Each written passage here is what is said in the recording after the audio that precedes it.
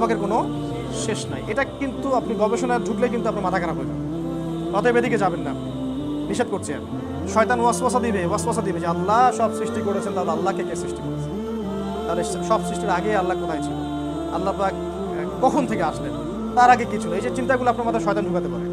ওই যে ব্যাস আমরা এটা ইমানু বিহি ওয়াজিব আসওয়ালু আনহা বিদআ, এটা নিয়ে কোনো প্রশ্ন করা দরকার নেই। এখন আল্লাহ রাব্বুল আলামিনের কোনো শুরুও নাই, তার কোনো শেষ নাই। আমরা এটাকে বলি যে তিনি অনাদি এবং অনন্ত। আচ্ছা, তারপরে একটা বিষয় মনে রাখবেন যে সাধারণত দিক হচ্ছে 6টা। কয়টা ভাই? এই যে সামন পিছন ডান বাম, এই তো, এবং উপর নিচ, কয়টা দিক হয়?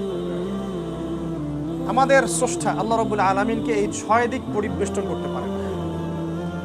মানে আমাদের স্রষ্টা আল্লাহ রাব্বুল আলামিনকে 6 দিক পরিবেষ্টন করতে পারে না। এমন নয় যে আল্লাহ রাব্বুল আলামিন আছেন, তার ডান কিছু আছে, বামে কিছু আছে, সামনে কিছু আছে, পিছনে কিছু আছে। আল্লাহ রাব্বুল আলামিনকে 6 দিক পরিবেষ্টন করতে পারে না। তিনি এসবের ঊর্ধ্বে, তিনি এসবের অনেক ঊর্ধ্বে। তাহলে একটু চিন্তা করেন আমাদের স্রষ্টা কত মহান। আমরা তো আল্লাহকে চিনি না, এই জন্য আমরা আল্লাহ পাকের ইবাদতও করি না, আর আল্লাহ সম্পর্কে হতাশ হয়ে যাই। যে আল্লাহ পাক এত শক্তিশালী, সে আল্লাহ পাক যদি আমারও হয়ে যান, আমার কোনো টেনশন আছে? সে আল্লাহ পাকের ইবাদত করে যদি আমি আল্লাহকে পেয়ে যাই, আল্লাহর ওলি হয়ে যায়, তাহলে আমার কোনো টেনশন আছে?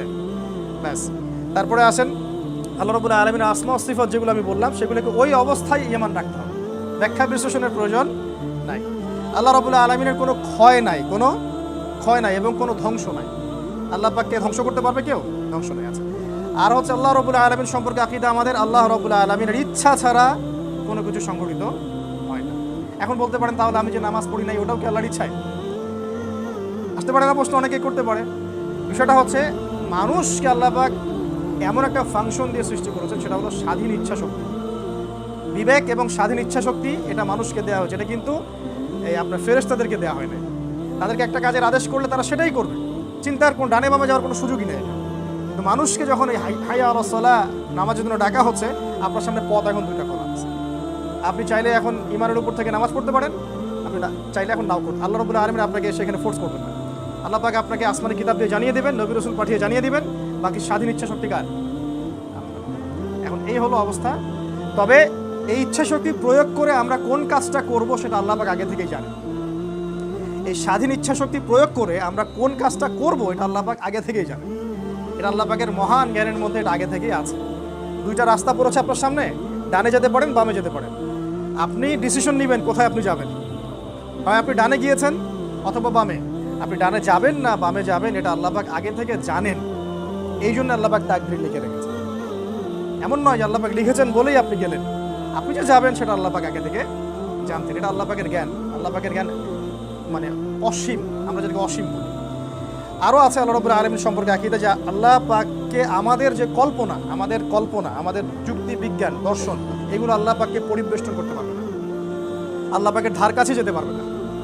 যুক্তি দিয়ে তাকে ব্যাখ্যা করব, বিজ্ঞান দিয়ে ব্যাখ্যা করব, হ্যাঁ, আমাদের জ্ঞান বুদ্ধি দিয়ে ব্যাখ্যা করব, এই ইলম আল্লাহ পাকের ইলমের ধার কাছেও যেতে পারবে না।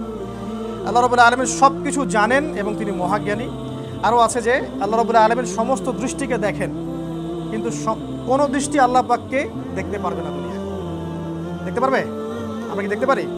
আল্লাহ পাক সমস্ত দৃষ্টিকে নিয়ন্ত্রণ করেন, কিন্তু আমরা আল্লাহকে দেখতে পারি না। কখন দেখতে পারবো? ইনশাআল্লাহ তাআলা জান্নাতীরা আল্লাহ পাককে দেখতে পারবে ইনশাআল্লাহ। এখানে দেখেন রাসূল সাল্লাল্লাহু আলাইহি ওয়াসাল্লাম আল্লাহ পাকের আরশে আজিম পর্যন্ত চলে যান নাই। এই যে এই আল্লাহ রাব্বুল আলামিনের দিদার এবং সাক্ষাৎ, তার দর্শন, এটা নিয়েও কিন্তু সাহাবীদের মধ্যে 2টা মত চলে আসছে। যেমন আয়েশা রাদিয়াল্লাহু আনহাকে জিজ্ঞাসা করা হয়েছিল, যে আয়েশা রাদিয়াল্লাহু আনহাকে বলা হচ্ছে, নবী সাল্লাল্লাহু আলাইহি ওয়াসাল্লাম কি তার চোখ দিয়ে আল্লাহ পাককে দেখেছেন? আয়েশা রাদিয়াল্লাহু আনহা বলছেন না, তিনি বাইরের 3-4 বাহ্যিক চোখ দিয়ে দেখেন নাই, কলব দিয়ে দেখেছেন। এটা কার ব্যাখ্যা? এটা কার মাযহাব? আয়েশা রাদিয়াল্লাহু আনহার ব্যাখ্যা, তার মাযহাব, তার মানে এটা মত, ইজতিহাদ, তার মত। আবার আব্দুল্লাহ বিন আব্বাস রাদিয়াল্লাহু আনহু বলছেন না, তিনি সরাসরি আল্লাহকে দেখেছেন, এটা তার মাযহাব। এখানে পার্থক্য হয়ে গেল না? আচ্ছা, এখানে আমরা এই জায়গাটাকে, যে জায়গাটা ব্যাখ্যা করা নাই ওই জায়গায় ছেড়ে দিব। এটা নিয়ে আমরা বেশি মাথা ঘামাবো না। আল্লাহ রাব্বুল আলামিনকে জান্নাতে দেখা যাবে কিভাবে, আমরা সেটা সেখানে গেলে বুঝতে পারবো, কিন্তু এই দুনিয়ার জীবনে আমরা আল্লাহ রাব্বুল আলামিনকে সচক্ষে দেখতে পারছি না। আচ্ছা, তারপরে আল্লাহ রাব্বুল আলামিন সম্পর্কে আমাদের আকীদা হচ্ছে আল্লাহ রাব্বুল আলামিন চিরস্থায়ী এবং চিরঞ্জীব। আল্লাহ পাক চিরস্থায়ী, যখন কিছু ছিলেন না তখন আল্লাহ পাক ছিলেন, যখন কিছু ছিল না আল্লাহ পাক ছিলেন, যখন কিছু থাকবে না আল্লাহ পাক থাকবেন। কুল্লু মানে আলাইহা ফান, সব কিছু ধ্বংস হয়ে যাবে, কি থাকবে শুধু বাকি? আল্লাহ পাকের সত্তা শুধু বাকি থাকবে, বাকি সব কিছুই ধ্বংস হয়ে যাবে। আল্লাহ পাক স্রষ্টা এবং রিজিক দাতা, এটা আমরা আগে থেকে জানি।